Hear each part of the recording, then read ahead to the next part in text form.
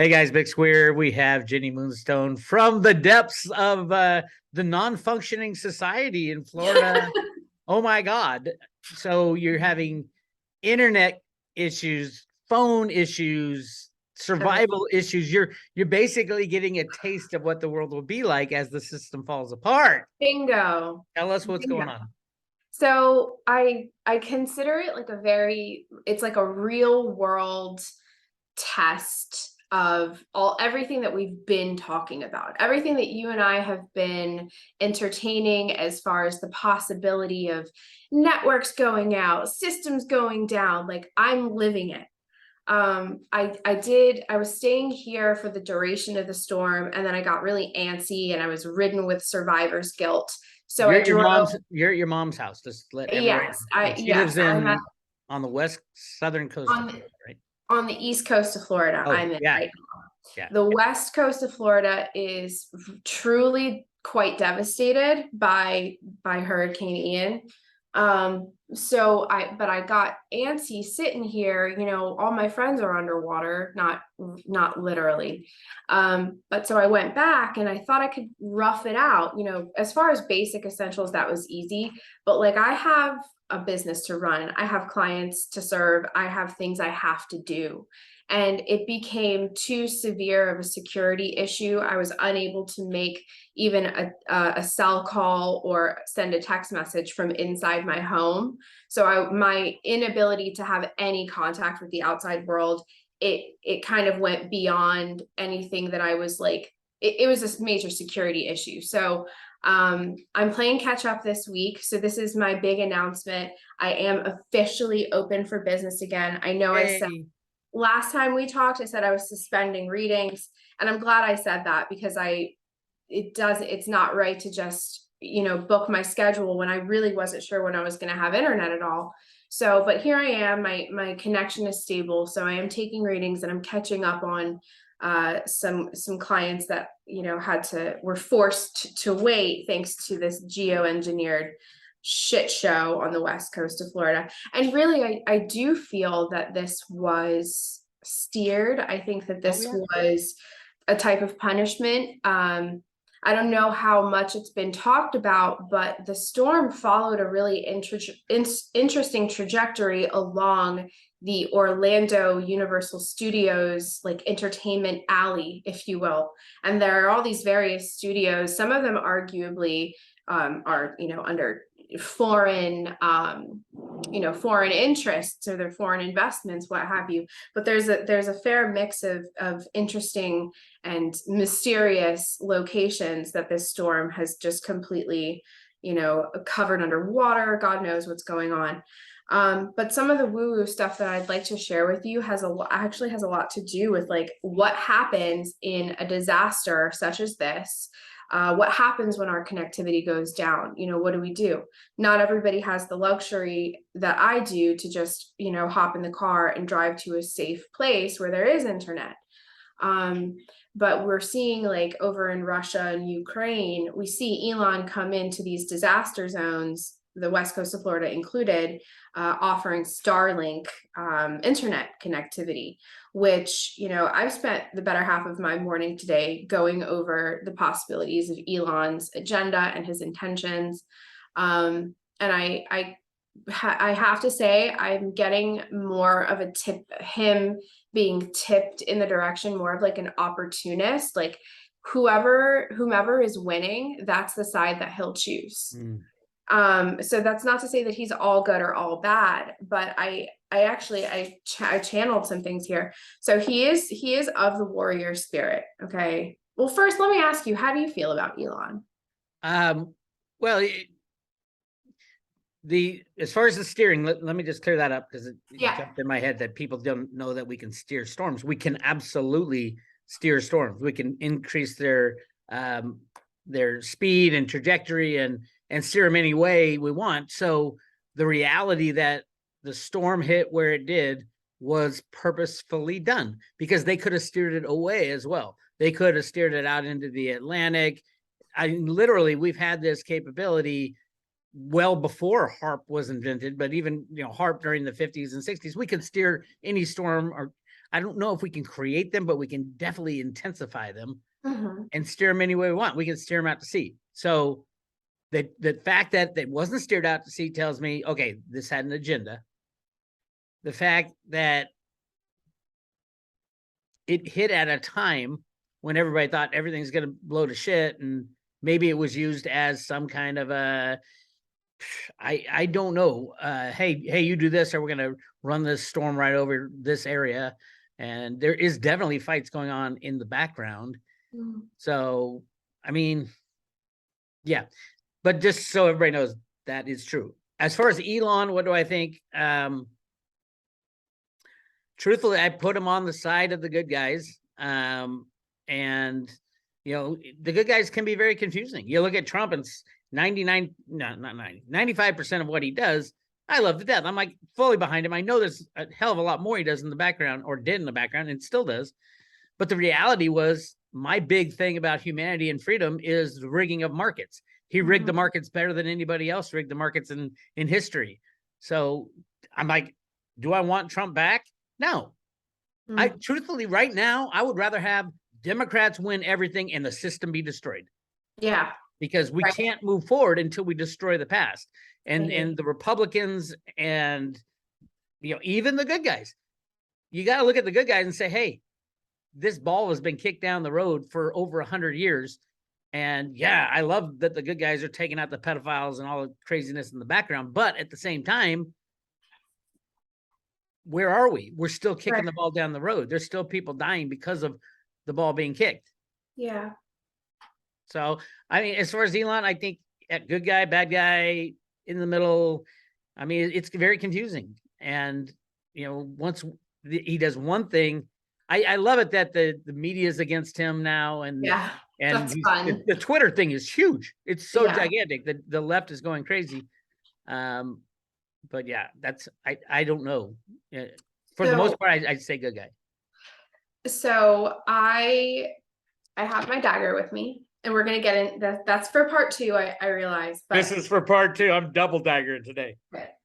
So and I really wanted to sit with this, and I don't often, like, I can count on one hand how many times I have sat down before you and I get together for a show and really, like, I'm like, there's just something that has to come through. And today it was about this Starlink Elon connection and just his role in all of it. There's no accident that he is contending with the likes of Twitter, and that he's pairing up with someone like Kanye West, you know, in this sort of iconic archetypal good guys versus bad guys all over the chessboard type of thing, right? This is all grand schema, grand cosmic soap opera. So anywho, something that occurred to me, and I don't know if you or if any of your subscribers are familiar with the work of Edgar Casey. Do you know who Edgar Casey is? Absolutely. And a lot of the Christians love Edgar Casey because he was a devout Christian. Excuse me, he might have been a Catholic or a Christian. I'm so sorry, I don't remember. I think it was Christian, but he was a devout lover and follower, very religious, of Jesus Christ, right? So I really love him as an example for folks to see that you can be you can be very esoteric, extremely esoteric, but also follow the ways of Jesus Christ. I mean, look at the Bible is riddled with prophets. You know, what do you think that was in the day? My God. Hugely. So I'm just kind of on the defense sometimes because the Christians are always trying to just, I know.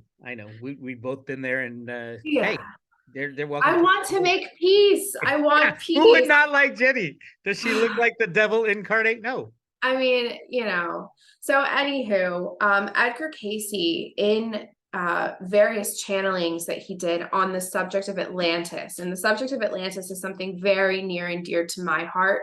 I've sought it out. It has sought me out. And the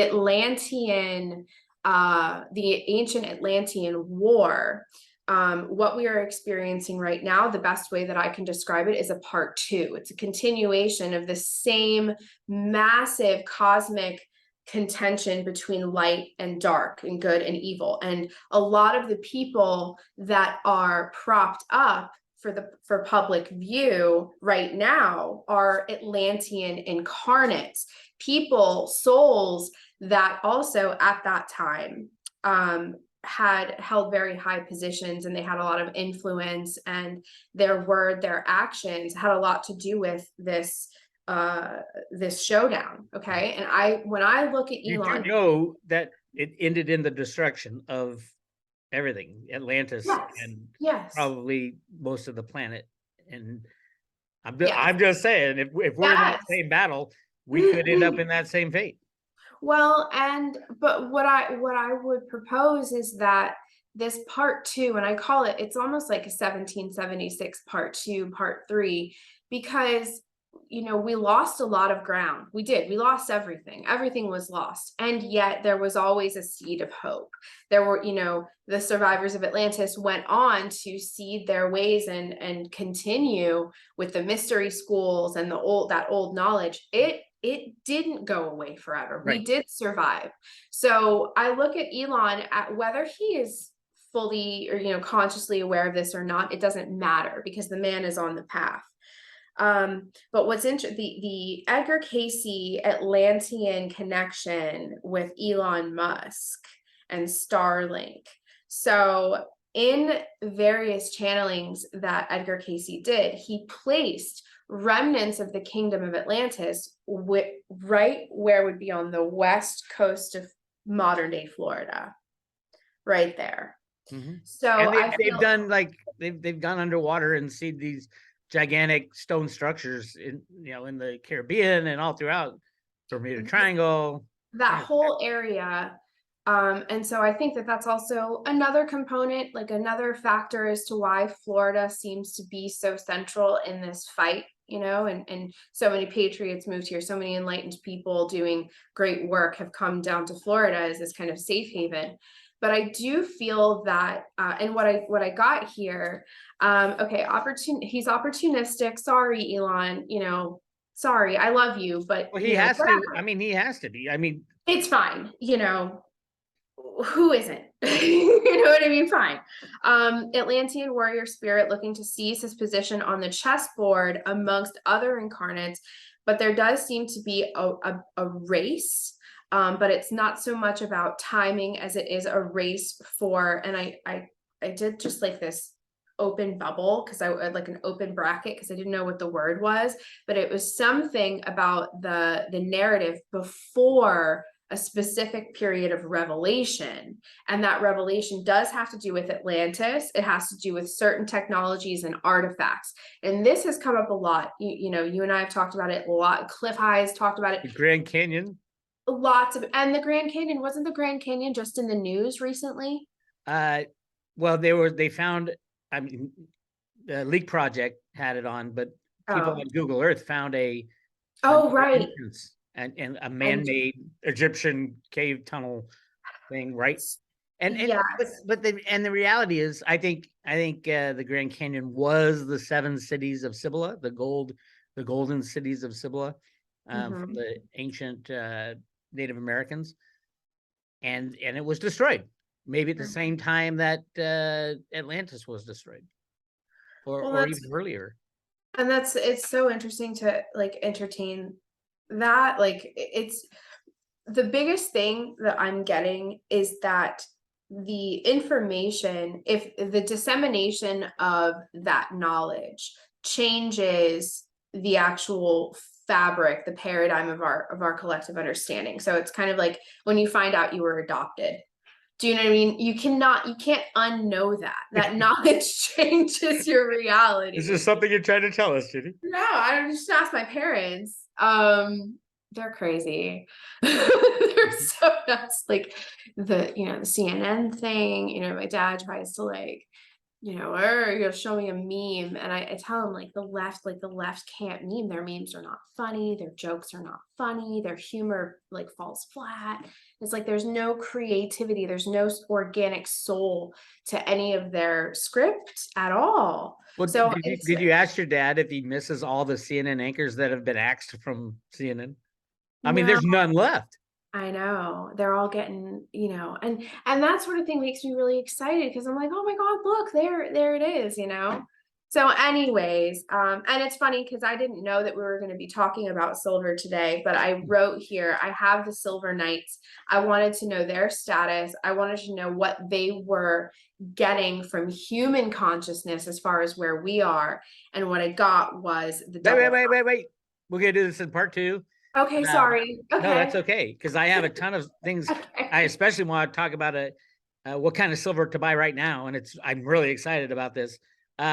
If you guys want a reading from Jenny, go to jennyconstantine.com. She's taking readings now wherever she has to drive to get cell coverage. She's going to do here. that. I'm here Okay. until I know for a fact that internet and cell service has been restored back home. So, and look, I don't want to be like hanging out with these people just talking. So please, I need work. Book me to here because I can't. Yes, I think it's time. And you can talk to her about her experience living through a dystopian type of situation where her house is. So, okay. And what I will say really quick too, there is something about this transformation, like where I live and the community that I've really come to like be part of in the past year that I moved to the West Coast. Like it will never be the same again. I know people that have lost their homes, not because they got washed away, but what happens, especially right now as we speak, this window about 1 week, 2 weeks post flood, when the water recedes, even if it only came in a few inches or a foot or something like that, the mold right now is when the mold is growing. And I know people that have to rip everything out. Luna's schoolmates, like, single parents out here have lost their homes due to mold. And it's like, it's fucking insane. I think the electric vehicles that got flooded, I hear some of them are exploding as the batteries corrode. It is ugly. There are pros and cons to electric vehicle. One con is you flood that electric car and then you're screwed. You're pretty much done. And the big thing about electric cars also is that they're very, very difficult to recycle. Yeah. And they're not being recycled. They're just being parked. So keep that in mind when you think about the electric future. Anyway, Jenny, everybody go book a reading with jennyconstantine.com. And now we're going to move on to silver, onto the private road to Ruta. Yes. If you want to watch this discussion, go to roadtoruta.com in the private road section. And we'll see you later.